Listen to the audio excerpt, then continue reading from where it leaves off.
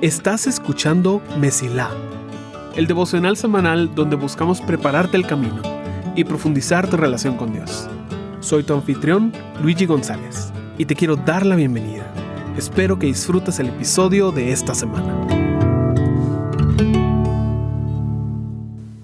Nosotros estamos acostumbrados a tratar de predecir historias. Ya sea porque llevas toda tu vida viendo películas, o ya tienes la experiencia suficiente para saber que muchas cosas se repiten en esta vida. Si un amigo te cuenta algo, tal vez ya puedes hacerte una idea general de la dirección que va a tomar esa historia. Ya sabes que va a tener éxito o va a meter la pata, que esta relación va a funcionar o que ya está condenada. Tenemos la costumbre de querer predecir qué va a pasar. ¿Cómo va a terminar la película de la vida? ¿De qué va a tratar la historia? Pero a veces Dios coloca una historia equivocada. Y este mes en Mesilá te queremos contar de 5 historias que se sienten así y lo que podemos aprender de cada una. Esta es la primera de las 5 historias equivocadas. Nabucodonosor era un hombre con un nombre difícil de recordar. Eso claramente es lo más importante. Y además era el rey de uno de los imperios más grandes del mundo antiguo. Y su reino abarcaba desde Egipto hasta Persia. Y su ejército conquistaba a todos sus enemigos constantemente. Tomaron la ciudad de Jerusalén no una, sino 2 veces. Pero el nombre es difícil de recordar. El rey de Babilonia, que la Biblia llama Nabucodonosor, realmente Nabucodonosor el segundo, fue una de las figuras históricas más importantes de su tiempo. Y su ego lo refleja. No solo era de las personas que constantemente hablan de sí mismos, de sus logros y sus glorias, sino que realmente tenía mucho en qué basarse. No solo era el líder del imperio, el que se sienta en el trono y que gobierna a todas las personas que él miraba. Había una creencia en ese tiempo que lo elevaba aún más alto. Verás, en esos tiempos se creía que cada nación y pueblo tenía sus propios dioses. Y si tú, como conquistador, lograbas vencer a una nación y tomar posesión de ella, bueno, la creencia era que tus dioses eran más fuertes que los suyos. Las victorias militares también eran debates religiosos, y los conquistados eran forzados a aceptar que sus dioses eran más débiles. Entonces, aquí viene Nabucodonosor y conquista a Israel. Claramente eso significa que sus dioses eran más fuertes. Y al ser el rey del imperio y tener un nombre que literalmente significa Nabu, protege mi corona, que lo llega a pensar que él es el favorito de sus dioses, empiezas a entender por qué llegó a elevarse tanto su orgullo. El rey, con todos sus logros, tenía la creencia de que él había hecho todo, y él mismo había construido y levantado su imperio. Si hasta los ladrillos que utilizaba tenía su firma y escritura que lo levantaban por sus logros. Él quería decir de una forma muy literal: yo construí esto. Entonces, cuando Nabucodonosor conquista Israel, ¿cuál crees que era su opinión sobre el Dios de una nación derrotada? Nabucodonosor ya tenía toda la evidencia que necesitaba para rechazar al Dios de Israel. Su dominio era la prueba necesaria para afirmar que él se encontraba por encima del Dios de los judíos. Y tal vez para ahorita ya pensaste en personas a tu alrededor que consideras orgullosas. Es desagradable estar con alguien que no solo cree que está por encima de todos, sino que cree que otros realmente están por debajo de ellos. Tal vez tienen logros que utilizan como razón para creerse tan superiores.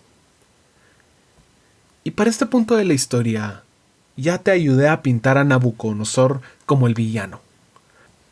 Tal vez estás pensando, vamos a ver cómo Dios lo humilla, cómo lo baja. Y déjame hacer una pausa aquí.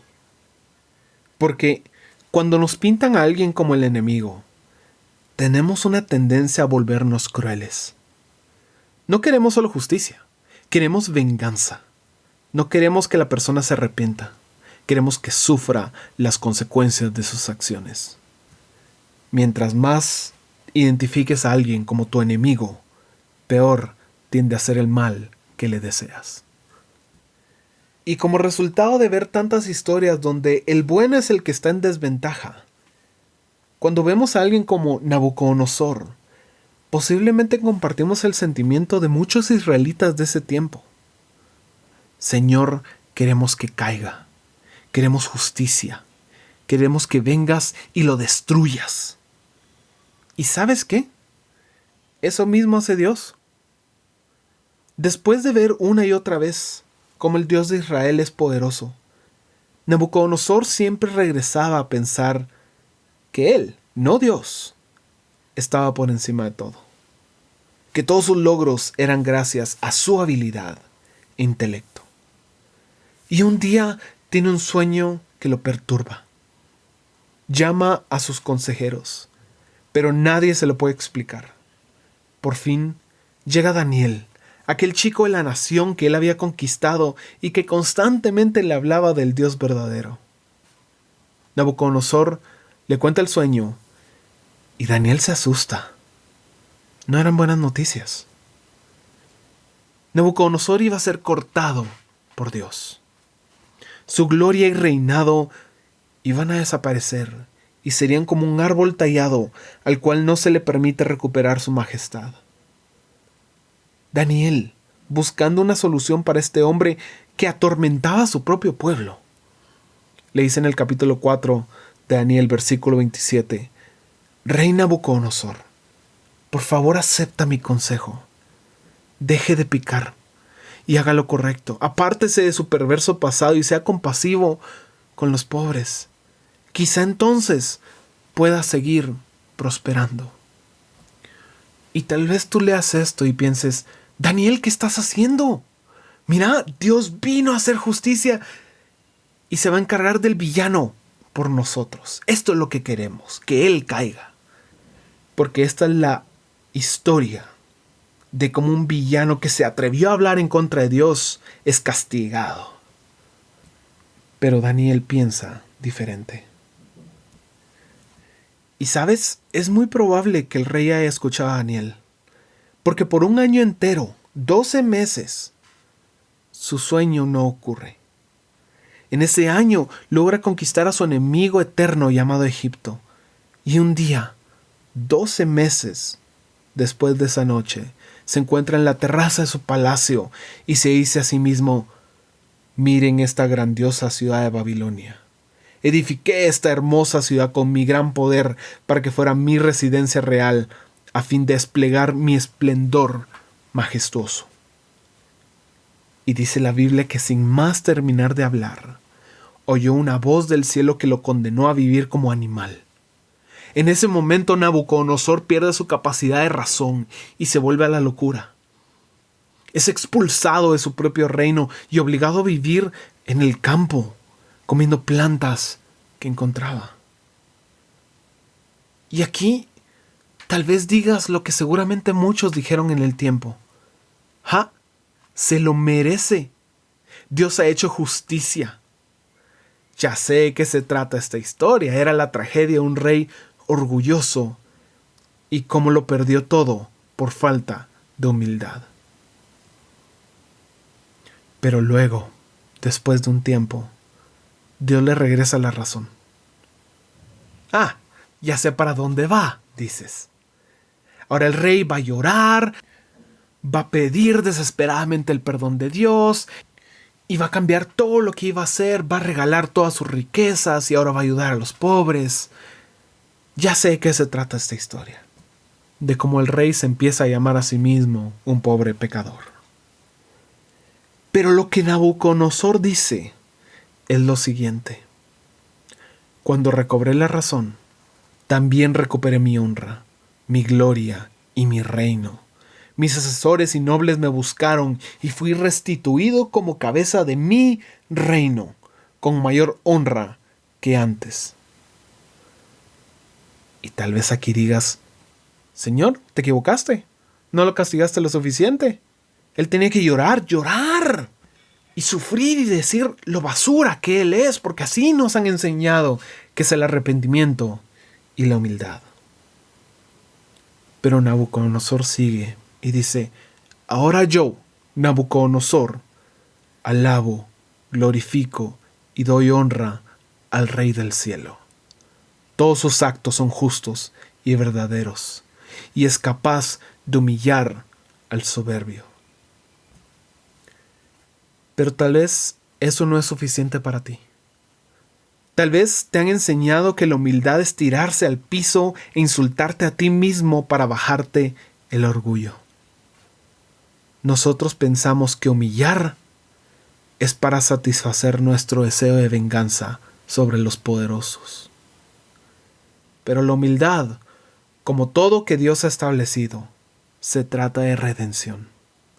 Olvidamos que Jesús no solo murió por nuestros pecados, sino también por los pecados de las personas que nosotros más odiamos. Las personas que, si fuera por nosotros, les negaríamos la entrada al cielo. Porque vemos sus pecados, pecados que tal vez nosotros mismos hemos sufrido. Esa persona orgullosa que tal vez conozcas y ores siempre para que Dios la humille, es el objeto del sacrificio de Cristo.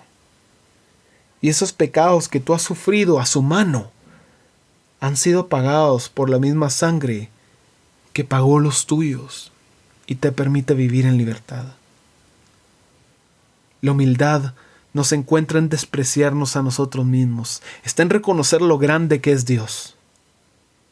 Si tú constantemente oras que tú eres un pecador, que tú no mereces la bondad de Dios, que tú eres un pecador perdonado, que tú eres un simple siervo bajo, bueno, entonces tú sigues siendo el centro del universo y eres más orgulloso de lo que fue el rey de Babilonia. La historia esperada de venganza, de tragedia y de dolor no tuvo ese final. En cambio fue la historia equivocada para nosotros, de redención, de amor y de un Dios buscando a su creación.